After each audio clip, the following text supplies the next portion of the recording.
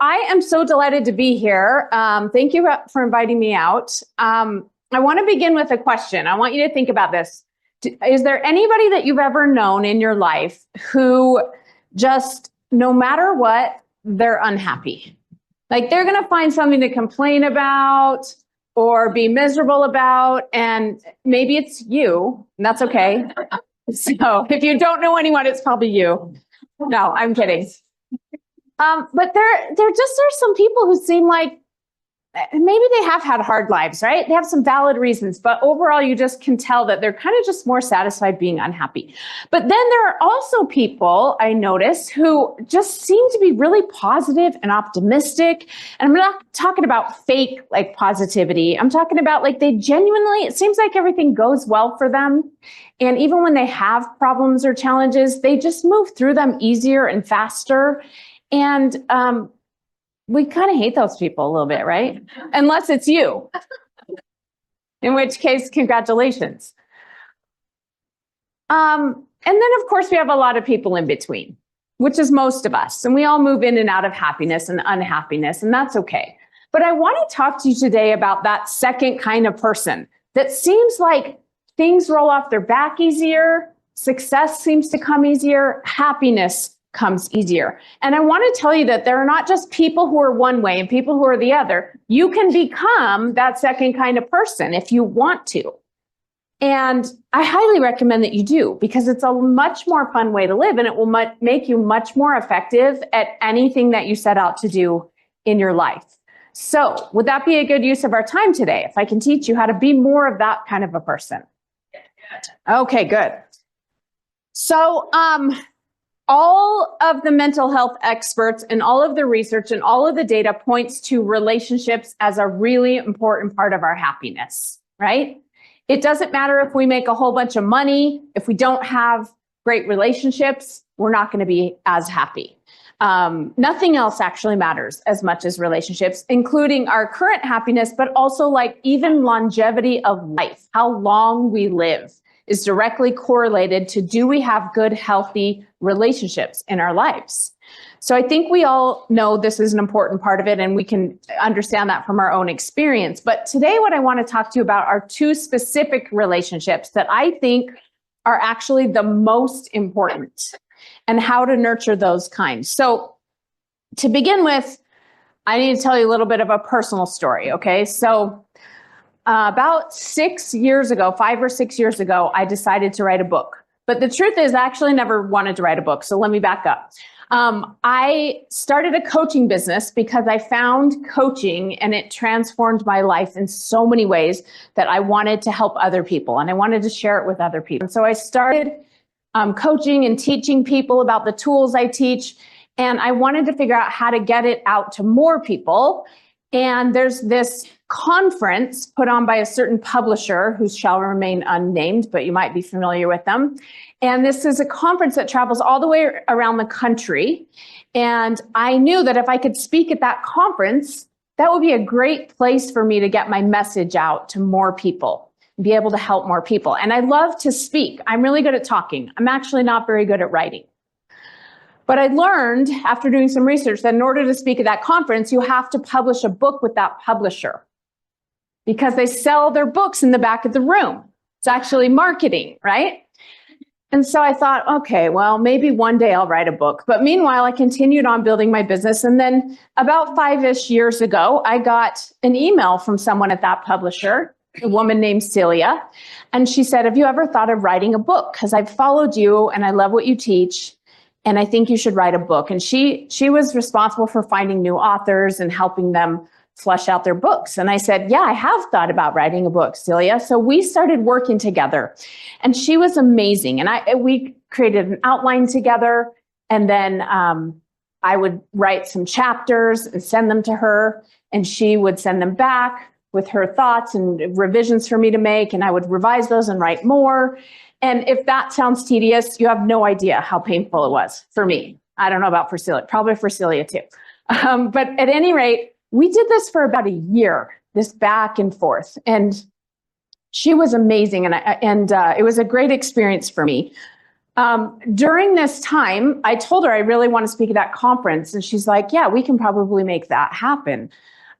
She went to, at one point, a marketing meeting where she brought the idea of my book and told them about it, and everybody loved it. They said they wanted to make merch, which in my mind was like a Jody Moore Barbie doll, but I think they meant journals probably, you know? But anyway, everybody, I think mostly they were excited about my podcast following where I was going to sell this book, but things were looking really great. And this was such a fun process. And then we got to the end of that year-long journey. And Celia said, okay, I was like, when are we going to publish this? She said, I'm going to take it to the board meeting this week, and then I'll be able to give you dates and we'll start talking about cover and all of that. And so she went to the board meeting, and I got an email not long after that, and the subject was news. And Celia explained to me that everybody loved my book. They thought it was so well written, and they thought it was well researched. And she said, the president of our company wants me to tell you she's been using that model that you teach, and it's changed her life. And that's why it was so disappointing to hear that we don't think we can publish your book.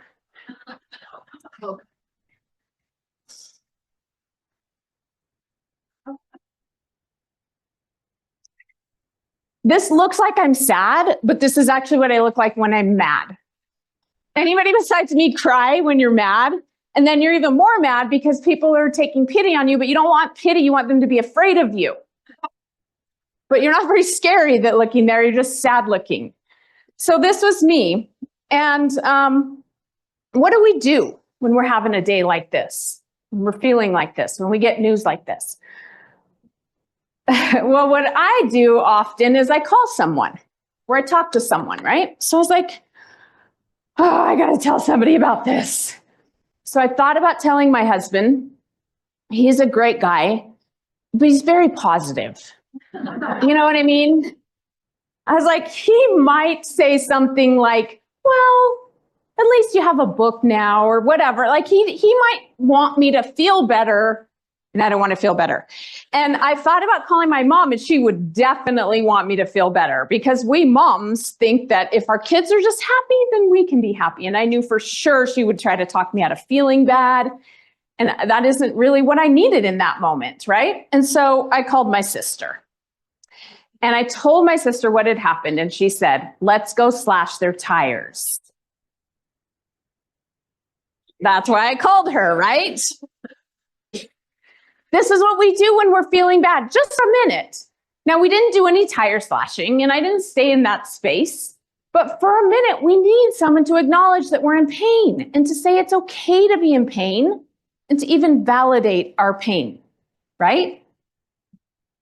Now, the saddest part about this to me was that I wasn't going to get to speak at that conference I had desperately wanted to speak at for now over 5 years.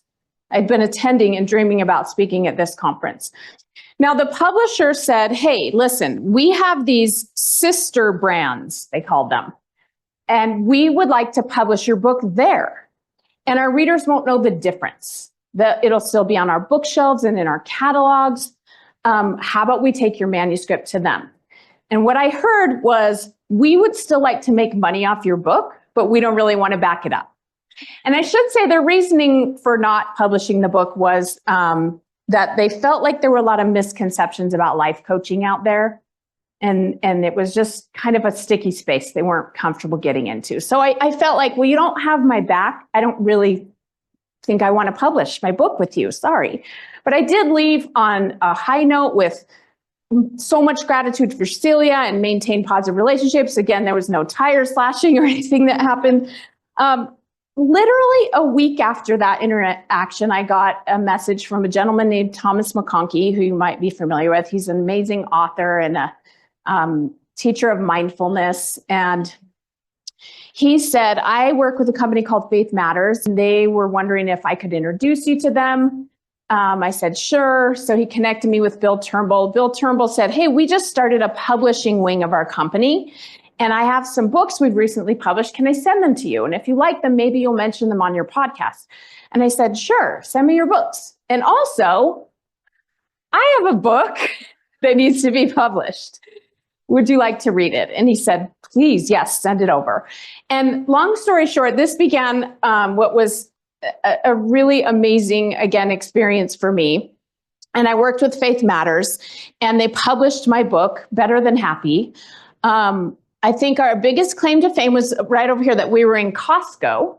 People kept sending me pictures because we were only in Costco in Utah and Idaho, and I lived in Washington at the time. And so people would send me pictures of my book next to Stephen King, obviously.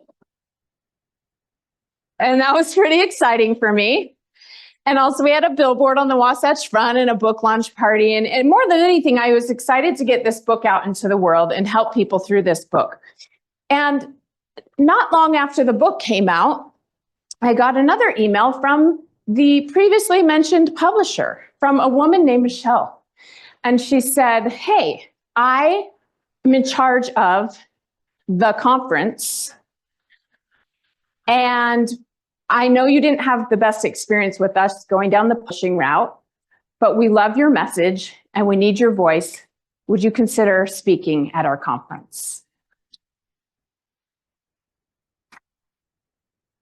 Now, what do you do when you get information like that?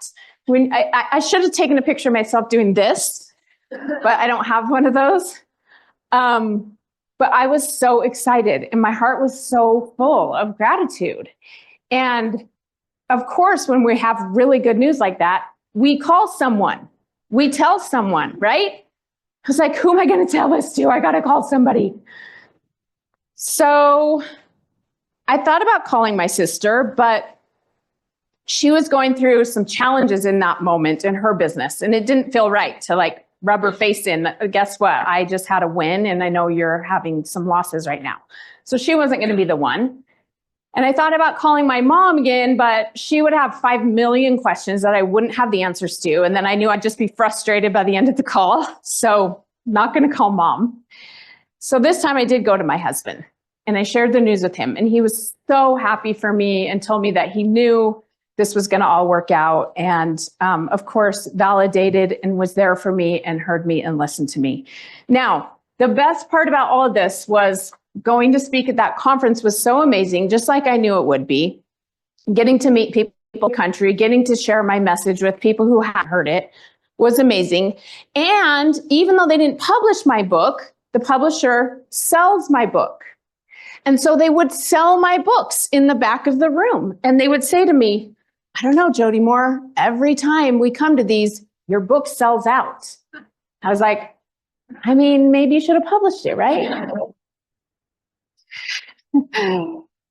But truly, it was such an amazing experience. Now, the reason I'm telling you this story is because I want to highlight that what really matters is that we have people there. When we feel strong emotion, when we're struggling, we're in pain, we want to tell someone. And when we're happy and we're excited and things are going well, we want to tell someone. And why is that?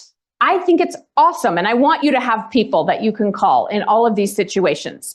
But I do feel a little bit bad for the people in our lives because we're sort of counting on them to say the right thing. And I don't know about you, but I don't trust that I'm going to always say the right thing because I don't know what people want to hear. I don't know when someone calls me crying, if they want me to just say, let's slash their tires, or if they want me to say, well, the good news is you have a book that you can still publish. I don't know. I can't read their minds and nobody else can read my mind. And so it's kind of a gamble, right? Who are we going to call? Are they going to say the right thing? And this is why I want you to learn how to have these two most important relationships. The two most important relationships are your relationship with your past self and your relationship with your future self. And if those two relationships are solid, you will become the kind of person, like I said in the beginning, who handles problems with a lot more grace and ease and feels confident and happy and succeeds a lot easier and has more of the kind of life that you want to have. Now, you guys are like, oh, great. This is a self-help person. She was going to say, just like yourself better. So sick of hearing that, right? Because nobody tells us how. But I'm going to tell you how today. I'm going to tell you that if I look back at myself before and myself today, and I can't believe I'm the same person. I don't feel like the same person because of this work I've done. And I'm going to offer to you how to do it. And you're not too old and you're not too young to do this work. So I hope that you will give it a try. All right. So again, I like to separate myself into 3 parts. There's present me, and then there's past me, and then there's future me. And this is what helps me be more confident and have a good relationship with myself. So first, we need to get clear about what is a good relationship even. What do we mean by that? Well, use your relationships with other people to gauge this. But we would say overall, probably the best relationships are ones where we pay attention to each other. We feel like we hear each other out, right? We support one another. We are able to comfort one another or validate one another's emotions. There's authenticity, so we don't just pretend, right? Pretending relationships are nice and pleasant, but they're not our most valuable. I don't call people with good news or bad news if I know it's not safe to be honest and real. It has to be safe to be honest and real. Belief, we believe in one another. Sometimes we borrow from our friend's belief, or our spouse's belief, or somebody else's belief in us before we can even believe in ourselves. So believing in one another, and then accountability. If I tell someone I'm going to do something, I actually do it, unless I have a very valid reason and I let them know. That's accountability. This is what overall makes up our best relationships with others, right? And this also makes up our best relationships with ourselves. So I want you to begin by thinking about, what is your relationship like with your past self? What is it like? Now, when I say past self, I mean you from 25 years ago, you from last year, and you from last night, who either went to bed on time or stayed up too late. What is your relationship like with that past version of you? If you're like most people, it is downright nasty mean. Most people are so cruel to their past selves. They don't acknowledge all the good. They just ignore it. They just expect it. They only acknowledge how it's not quite good enough. It could have been better. And they constantly berate themselves for their past. Does this sound familiar to anyone? Just yesterday, I was speaking to a corporate group, a group of corporate folks, and a young man raised his hand. He's a dad of a 1-year-old, a 3-year-old, and a 6-year-old. So just to start things out, we know where his life is, right? And he said, I just get so frustrated with myself for how sometimes I respond to my kids. And when I asked for an example, he said that he was wrestling on the floor, playing with his boys. They're all boys. And his 3-year-old is 90% potty trained. You see where I'm going with this? And before he knew it, there was a warm liquid washing down his shoulders. And he said, I kind of like jumped up and was like, why didn't you go to the bathroom? This is what he's mad at himself about, okay? So I was like, what was it supposed to look like again? Like, I'm confused about how you think if you were a better person, you would have reacted in that scenario. Now, I'm not saying that there aren't better ways that we can react, but the amount of time he spends feeling guilty about sort of startling his son when he lashed out is a little bit ridiculous, right? We're so critical and mean to our past selves. And then we wonder why we don't feel good about ourselves. It's because we can't get away from us. So if you, we're caregivers in this room, right? And what I hear a lot from people doing the kind of work that we're doing in this room is, I feel bad about how resentful I am. Like, I'm doing this work and I want to do it. And I know that, you know, it's nobody's fault that they need my care, but some days I just don't want to do it. I'm just resentful, or I'm angry, or I don't do it as well as I could, or I lose my patience, just like we lose patience with toddlers, we lose patience with others, right? And then they feel bad about that. I'm like, really? That's just not very kind to your past self. Okay? So then people say to me, oh yeah, I know, I should be kinder to myself. It's just really hard to do. And I just want to offer, if you have that thought, just try on with me that it's not hard. It's just a decision that you can make. You can literally just decide right now, that's it. I am done beating up my past self. Just like if I have two little kids and the big brother beats up on his little sister, at one point I'm like, that's a no, son. We're not doing that anymore. No excuses. That's not allowed. And I expect my child to be able to stop, or there are going to be consequences, right? You can do the same thing with you. So then the next thing they say is, well, okay, so I'm just supposed to just be positive and tell myself good job all the time. The truth is I'm not always doing my best. I'm not always doing a good job. And I say, no, again, let's think about our healthiest relationships. They're kind, but there's accountability and there's authenticity, and we tell the truth. Okay, so it might sound something like this. If I notice that I'm really resentful about taking care of my mom, instead of going, I know I shouldn't be resentful. I mean, I want to do it. I'm happy to do it. But I go like this. Hey, Jody, remember there's me. Then there's past me, like an hour ago me that was resentful. And I say, what's going on, girl? I see that you're having a hard time. This is hard. I understand that you're tired and resentful. It's okay. It's perfectly understandable that you're feeling that way. It makes sense. You're not the only one. Is there anything I can do that would make it easier for you? Do you need something that I'm not giving you? Do we need to get more help? Do we need to bring in more resources? Do we need to say no at times? What can I do to make it easier for you? And I'm so proud of you. Thank you for what you're doing. Doesn't that sound like something you would say to somebody that you care about and appreciate? But do you ever say that to yourself? Maybe not often enough. I honestly use this in every part of my life. Like the other day when I ate 3 donuts. It's so tempting to be like, why did I do that? Oh my gosh, I feel terrible and I'm never going to lose this weight or whatever, right? Instead, I just go, hey, those are pretty good, right? Did you enjoy those? Just so you know, past Jody, I'm paying the price now. I feel pretty awful. My blood sugar's all over the place. I crave sugar even more now. You sort of set me up for some problems today. But you know what? I love you enough. I can do it. I got you. I'm not mad at you.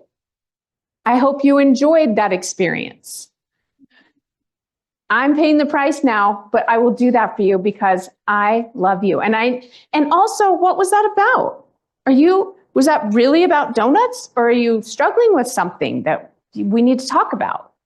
Are you worried about something? What's going on? I'm here for you. I hear you. I love you. Isn't this like mind-blowing to think, oh yeah, just like I would do for a friend that I love? Okay. Now, your past self does, if you're anything like me, could do a lot of things better. But your past self is actually doing most things incredibly well. Like 99.9% of the things you do are amazing. Do you ever stop and acknowledge that? Like you got up out of bed today and then you got here on time-ish, most of you. And I mean, enough. And you got to your seat and you didn't hit anybody on the way in. You were polite and kind, and like you're winning at most things, most days. My husband is really good at this with our kids. We will get in the car for church, and we have 9 o'clock church. So you know how that goes. We have 4 kids. And he'll say, kids, thanks for doing such a good job of getting dressed and out the door and ready for church today. He says it all the time. And I used to think, like, wasn't that just a given? We just have to do that, right? But no, he acknowledges it because it's challenging with kids.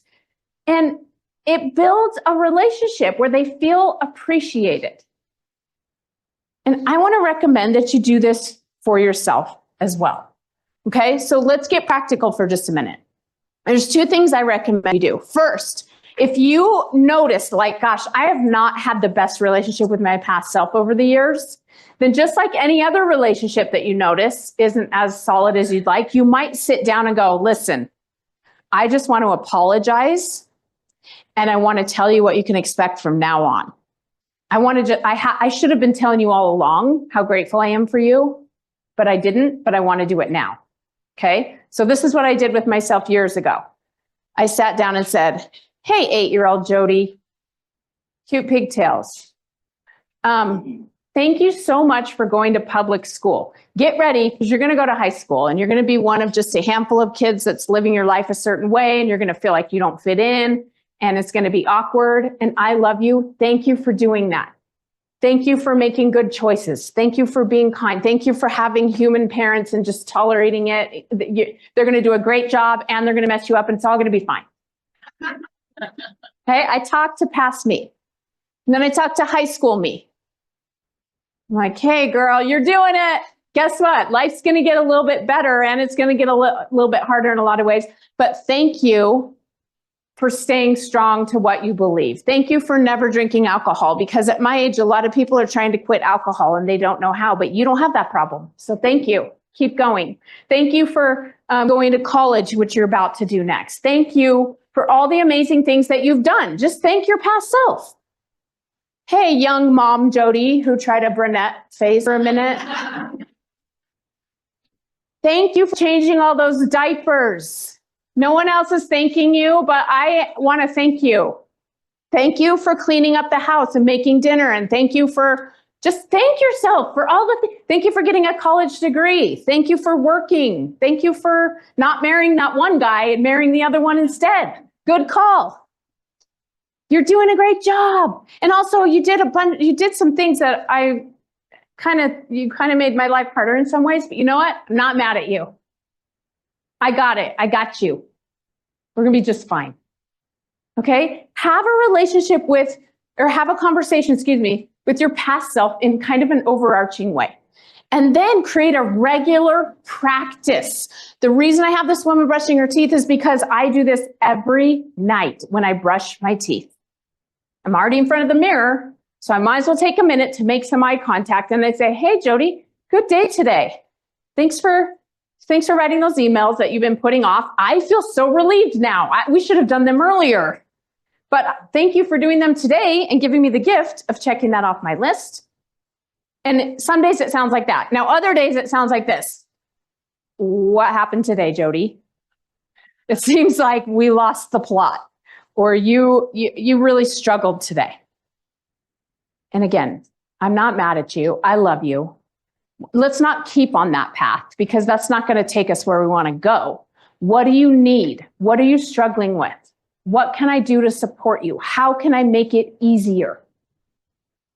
I'm just asking me, because you know who knows the answer to that question better than my husband or my mom or my sister?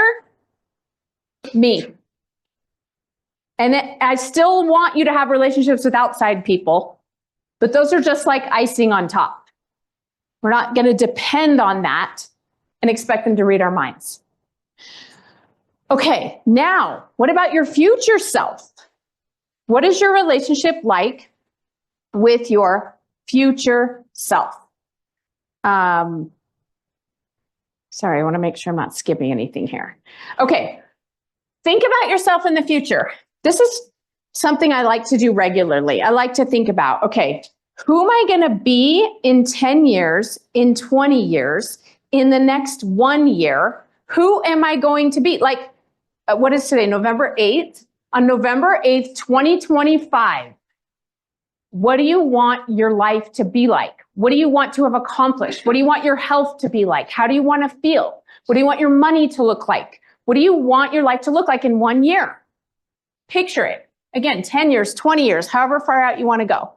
Oh, shoot. There's a really good slide. Oh, it's coming up. Okay. Let's begin with this. Dr. Benjamin Hardy is a teacher that I love to learn from. He's an author. He's written several books, and he's an organizational psychologist. And he talks a lot about this, how most people use the past to determine their present.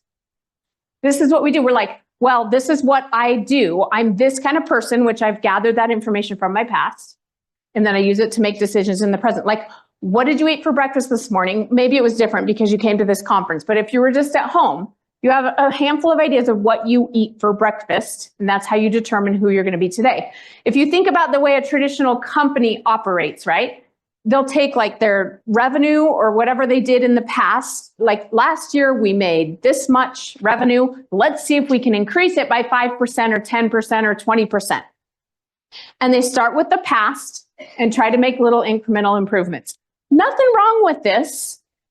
It's just going to keep you making present decisions based on the past, which will only get you incremental steps forward. And what Dr. Hardy says is that instead of this, we should be using the future to determine our present. We should ask ourselves, how do I want to feel in the future? What do I want to experience in the future? Who do I want to be in the future? And then use that to determine your present. Now, Dr. Hardy says that if you do this, you can actually shorten the time frame. So he does this exercise where he's like, what do you want to accomplish in the next year? And he encourages you to set a 10x goal. Like, make your result be 10 times better than you think. So this can apply again in your job, with your health goals, in your relationships. This can apply even in the caregiving that you're doing. Maybe it's, I want to have more help and more support or more free time, or I want to feel differently. 10x it. And then he says, decide that you're going to do that in the next 30 days. And it always makes me go, what? I don't understand. How would I do that? So if it makes you feel that way, that's okay. What he's trying to do is get you out of, you can't do what you've been doing in the past if you go to the future and you 10x it and then you chunk the time frame by about a tenth. You will not be able to do it the same way you've been doing it. You will have to think of whole new ways to do it. You will have to become a new version of you. All right, so if we're going to connect, if we're going to use the future to make decisions about the present, then we're going to have to get to know our future self. We're going to have to connect with our future self, right? This is future me. Somebody went, oh, her hair extensions really held up nicely. I think about future me. I think about how she doesn't have diabetes, even though the doctor's telling me right now I'm probably going to get diabetes. I'm like, no, I already asked her. She doesn't. And then the next time I want to eat 3 donuts, I think about future me. And she's like, please just don't. It's not worth it. It feels fun for a minute, but then you're actually going to feel sick tomorrow, and then I'm going to have to deal with it down the road. And it would just be a lot easier if you didn't.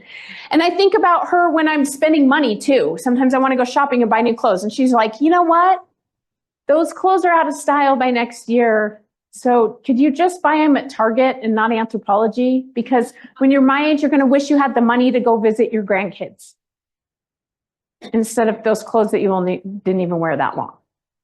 I think about her all the time, and it helps me make better decisions in my present. I think about her when I say yes to things, and I think about her when I consider what I should say no to. Like when they asked me to come and speak at this conference, this is a little trick I learned. It's really easy to go, yeah, I'll come do that thing, or whatever it is, whatever the thing is, I'll do that thing in 3 months, in 6 months. I asked myself, if I were going to go do that today, would I be excited to do it? And the answer to this was yes. Yes. I'm excited to be here. But you know what I mean? There are other things that you say yes to, and then it comes and your future self is like, why did you do this to me? I'm just saying, consider your future self. I'm not saying we don't say yes sometimes to things just out of the goodness of our heart. I'm saying, don't sabotage your future self. He or she needs you to take care of them. Now, there is one thing that makes it really difficult for us to hook up our future selves. The reason this is so challenging to do, and it's called the motivational triad. This is developed by psychologists. And they say that our present self, remember, I have past me, future me, and then there's present me. And what present me wants is this: seek pleasure, avoid pain, and save energy. So, good news, you're not lazy. If all you want to do is sit on the couch and watch Netflix with food and click, click, click, that is like the ideal for your present self, because it's pleasure, there's not pain, and we get to save a lot of energy. And energy can, by the way, all 3 of these, pleasure, pain, and energy, can mean physical or emotional. We try to avoid emotional pain seek emotional pleasure, and save emotional energy as much as physically. Your brain doesn't actually really differentiate much. Okay, so this is how every single one of us is wired. It works pretty well for a lot of things. Like it helps me find the easiest route to do a lot of things. In fact, people with brain damage that don't have this operating the way most of us do often are dangerous to themselves. They'll just put their hand on a hot stove and they're like, what? I don't know, it's pain, but it's okay. Or emotional. They're not, like I heard a podcast about a woman that has no fear. And she's like, I don't want to die. I'm not suicidal, but I don't care if I walk into a dark alley and there's scary people there. Like she has no fear, right? So this is really useful to keep us safe and alive. But if we let this part run the show too much, we sabotage our future selves. Our future self is the one who pays for it. So how do you override this? Well, you have to remember that you have a prefrontal cortex. No other animal, no other mammal on Earth has the prefrontal cortex that we humans have. My cat and my dog and any other animal has this, and they don't really care if they get diabetes, which animals can, right? And cancer and everything else. They don't care about that. They're not thinking about that. We have the capacity to think about it. So sometimes I say, hey, future Jody, I'm eating this apple for you. You're welcome. Fiber. You're going to feel better tomorrow. Okay? Even though I'd rather eat the thing. And same with all of the decisions that we're making in our lives, right? I know that we're caregiving because we love the people we're caring for, or we feel like we have to do it. That's a whole nother conversation. Come to my breakout if you feel that way. But also, are you doing it because you love you? Can you hook up both your past self and your future self? And here's what I want to offer to you. You are the hero in your story. When we are doing hard work like caregiving, it's easy to feel like the victim in the story, right? The victim is like, poor me, I have to do everything. If you feel resentful, your brain is telling you you're the victim. It's really hard. I'm not saying not to be compassionate, but you've written the story wrong. You're actually the hero in the story. Did you know that? The hero is the one who shows up and saves the day. Superman saves people falling off buildings, and never once is he like, why do people keep falling? Why isn't anyone else saving the day? Superman's just like, I'm here and I will save the day. And you are the hero.